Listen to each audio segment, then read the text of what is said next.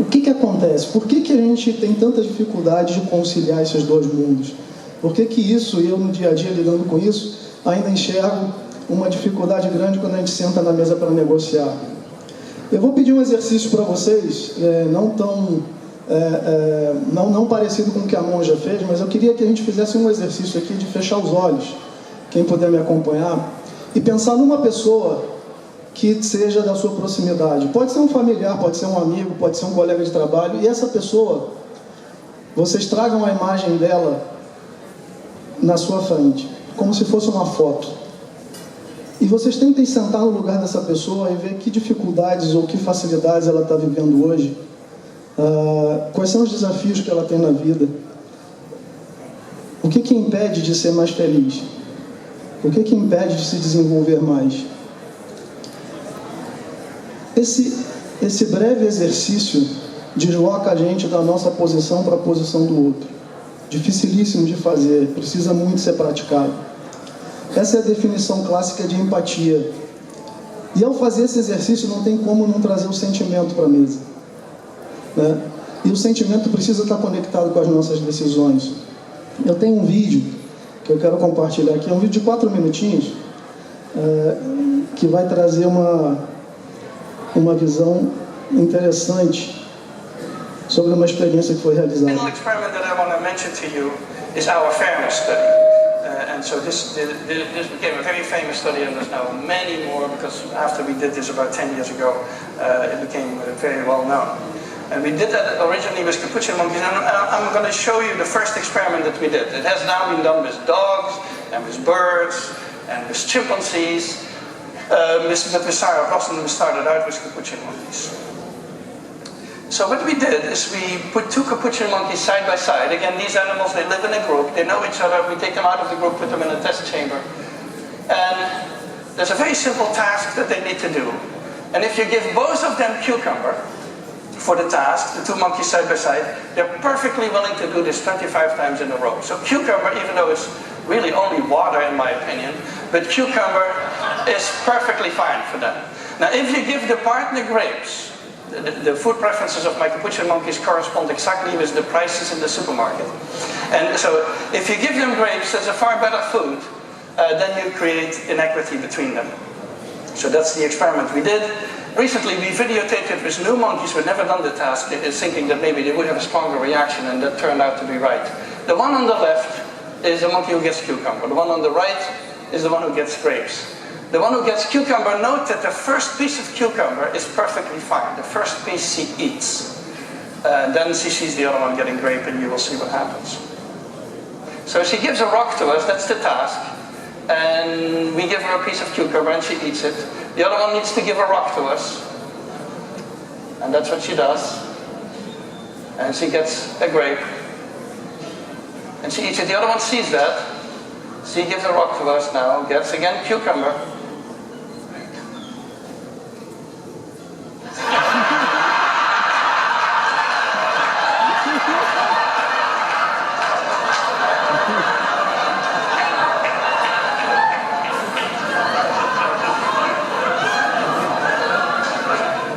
She tests the rock now against the wall. She needs to give it to us. And she gets cucumber again.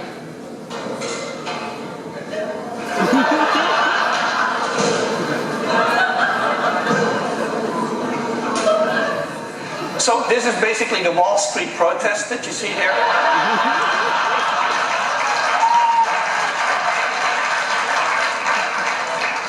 Let me tell you, I still have 2 minutes left. Let me tell you a funny story about this.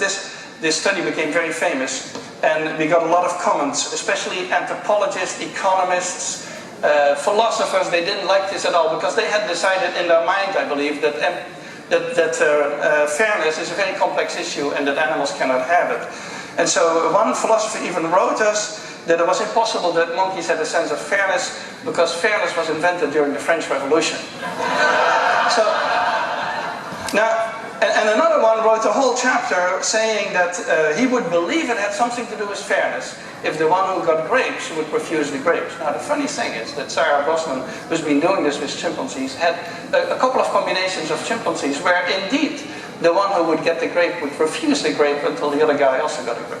So we're getting very close to the human sense of fairness, and I think philosophers need to rethink their philosophy for a while. So let me summarize. I believe there's an evolved morality. I think morality is much more than what I've been talking about, but it would be impossible without these ingredients that we find in other primates, which are empathy and consolation, pro-social tendencies, and reciprocity in the sense of fairness. And so we work on these particular issues to see if we can create a morality from the bottom up, so to speak, without necessarily God and religion involved, and to see how we can get to an evolved morality. And I thank you for your attention.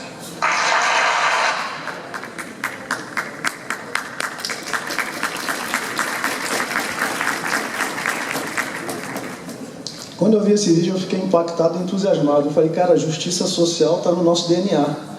Basta a gente se reconectar com isso, né? Eu acho que eu vou estourar 2, 3 minutinhos do meu tempo. E essa aqui é uma distribuição de estudo da Oxfam inglesa sobre a desigualdade, trazendo um pouquinho como está a desigualdade hoje no mundo. Talvez não seja para ver, mas mais ou menos, aqui a gente tem 600 lugares nessa sala. A desigualdade hoje significa o seguinte: 300 pessoas que estão nessa sala vivem com os recursos de 5 cadeiras. E, do outro lado, pessoas que estão sentadas, uma pessoa que esteja sentada em uma cadeira, vive com os recursos de 300 cadeiras. Basicamente, esse é o exemplo do que acontece hoje no mundo. E pior, com uma curva de acentuação. Aqui a gente vê que de 2010 para 2015, a curva de desigualdade vem aumentando no mundo. E pasmem, em 2014, 80 pessoas do mundo possuem riquezas equivalentes a 3,5 bilhões de pessoas. A projeção para 2022 é que caiba no micro-ônibus. Essas pessoas vão viver com recursos de 3,5 bilhões de pessoas. Então a pergunta é, será que o modelo que a gente está endereçando faz sentido? Aonde isso aqui vai levar a gente? Como é que os negócios podem transformar essa realidade? É daí que surgiu, há algum tempo, esse tema. De 2005 para cá começou a surgir muito dado. Esse problema hoje é entendido nas agendas dos países como os maiores problemas estratégicos que a gente está vivendo e como que a gente resolve essa situação. E essa aqui é uma lógica do que acontece. Essa aqui é a minha lógica. Eu sou um Pedro. A maior parte de vocês que está sentado aqui é um Pedro. A gente nasceu num lugar certo, conseguimos ter a lógica do desenvolvimento e a gente tem um futuro a ser escolhido. Agora, o que acontece com o José que vive na lógica da sobrevivência? Por que nesse mundo uns têm direito a ter um futuro e outros têm direito a ter um destino? É isso que a gente precisa se questionar e, com as cabeças que a gente tem aqui, pensar como a gente pode transformar e como a gente pode pensar em fazer isso. Porque a desigualdade não está resumida na renda, a gente sempre pensa na renda. Mas qual é o problema quando a gente tem desigualdade de esperança? O que significa isso para a tomada de decisão do hoje, se você não tem nada a perder no futuro ou a ganhar no futuro? Os negócios precisam estar a serviço disso. E aqui são sintomas do que a gente enxerga, né? Essas dores são sintomas desse processo que a gente vive. Eu tenho certeza que cada um de nós vê isso. A gente lê jornal todo dia, a gente fica sentado na tela se questionando como é que está indo o futuro, para onde nós iremos, mas o que nós estamos fazendo para mudar essa realidade. Os remédios, eu não vou entrar em mérito de déficit público, nem em mérito de políticas públicas, não é o meu foco aqui, nem do terceiro setor, mas a gente está vendo que não tem recursos suficientes, seja no setor público, seja no terceiro setor, para resolver esses problemas. Então, como o setor privado chama para si essa responsabilidade e pode começar a endereçar uma solução. Quando a gente olha a representatividade, seja das instituições, sejam elas de qualquer natureza, públicas, privadas, ou do terceiro setor, a gente vê uma queda constante de representatividade. Isso quer dizer que a gente está diante de uma excelente oportunidade. O ser humano está voltando para onde a gente precisa estar. Porque diante de uma situação dessa, a solução é a gente buscar dentro da gente o que a gente pode transformar. No negócio social, impacto social, normalmente se fala assim, nós somos desbravadores, a gente está na última milha. É a milha que está desbravando floresta lá na frente. Para mim está errado.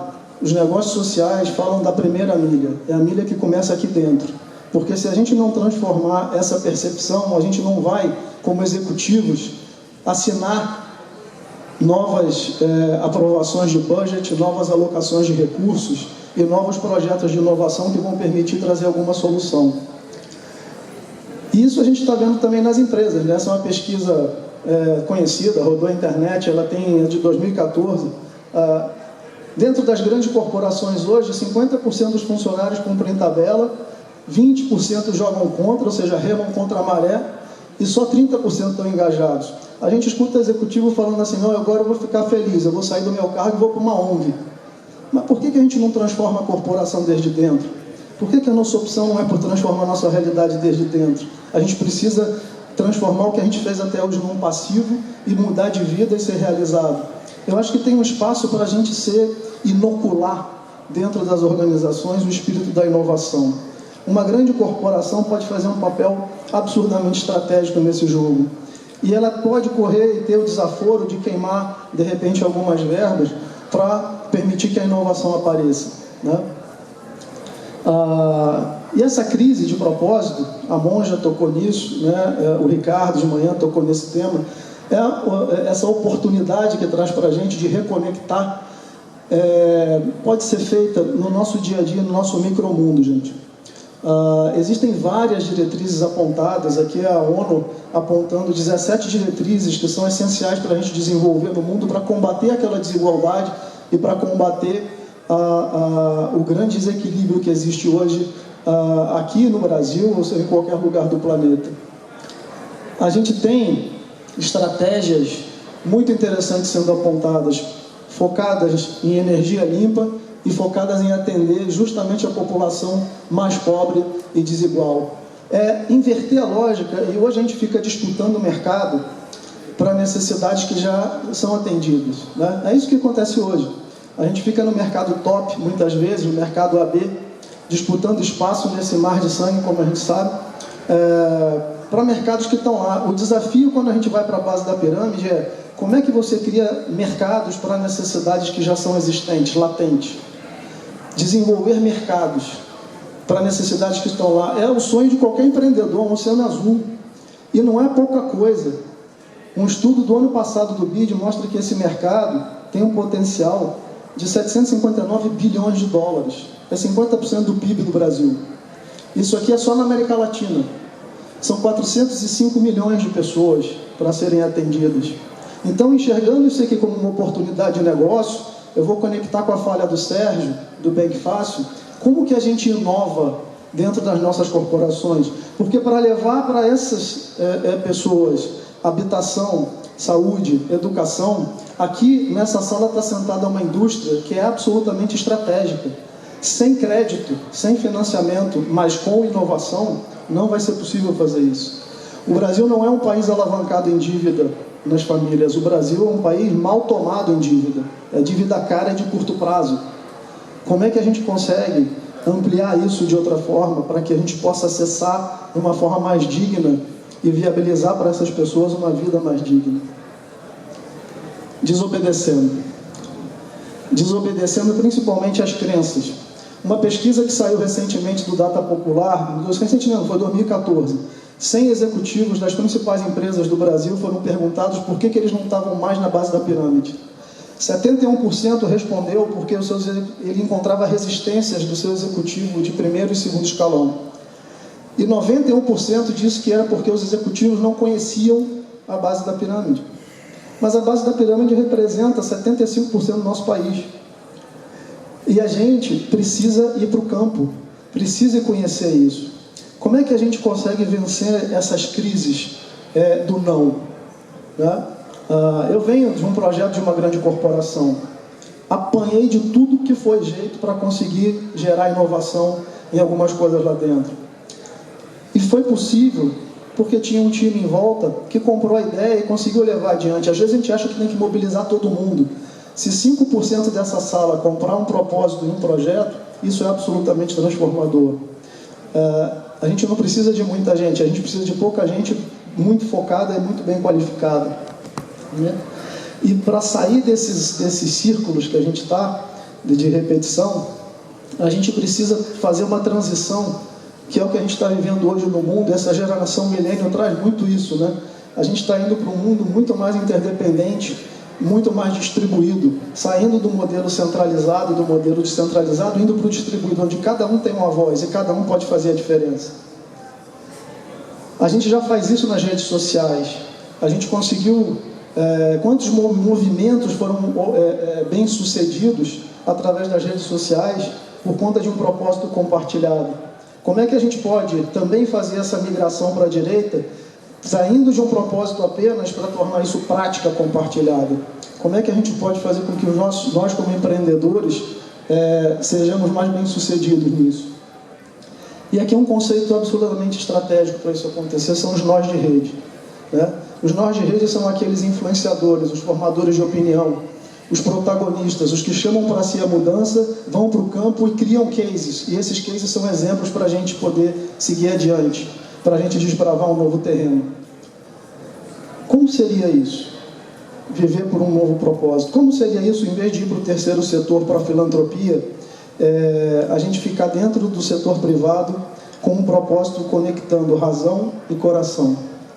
Como seria isso na nossa realização pessoal? Ao que a gente serve? O que nos move no dia a dia?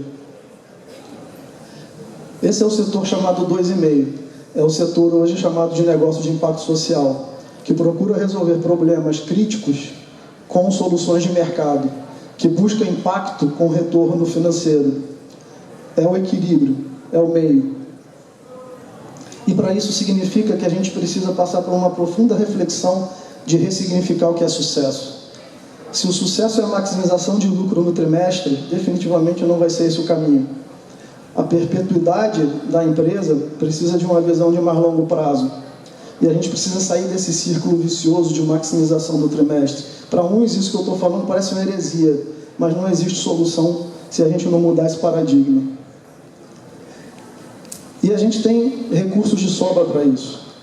Eu não sei se vocês sabem, mas acho que tem 2, 3 meses saiu uma pesquisa mostrando que a alavancagem de derivativos hoje no mundo equivale a 22% da economia real do mundo. 22 vezes. Ou seja, a gente tem uma nuvem financeira gerando 22 vezes a economia real no mundo. Não é por falta de recursos, né? É por falta de foco, priorização, interesse. Negócios são feitos por escolhas. Eles não são inexoráveis, eles não acontecem ao acaso. São pessoas assinando e tomando decisões. Inspiração de sobra que temos. Aqui são alguns prêmios Nobel que falam sobre esse tema há algum tempo. Também não é por falta de inspiração na nossa avaliação. E aí é onde começa o grande desafio interno. Como é que a gente consegue mudar esse paradigma? Como é que a gente consegue fazer a transformação, começando por nós, na nossa família, nos nossos filhos, pensando neles e nas gerações que vão vir depois deles. Alguns dos atores que já estão com a mão na massa nesse setor, uns grandes, gigantes, todos vocês conhecem, outros menores no campo, mas gente que está trabalhando, tentando mudar esse mindset, tentando mudar essa ação, né? Alguns começaram já há muito tempo. Todo mundo já deve ter ouvido falar do Grameen, está aí há 30 anos no mercado, inovou lá atrás e hoje está tentando se reinventar com as suas operações, né? Atendeu muitas pessoas com vulnerabilidade em Bangladesh e na Índia. Você tem mais recentes um geek aqui no Brasil revolucionando a área de educação, ofertando serviços para pessoas mais da base e fazendo com que elas possam acessar a universidade de uma forma mais adequada. Você tem o programa Vivenda, uma startup de reformas.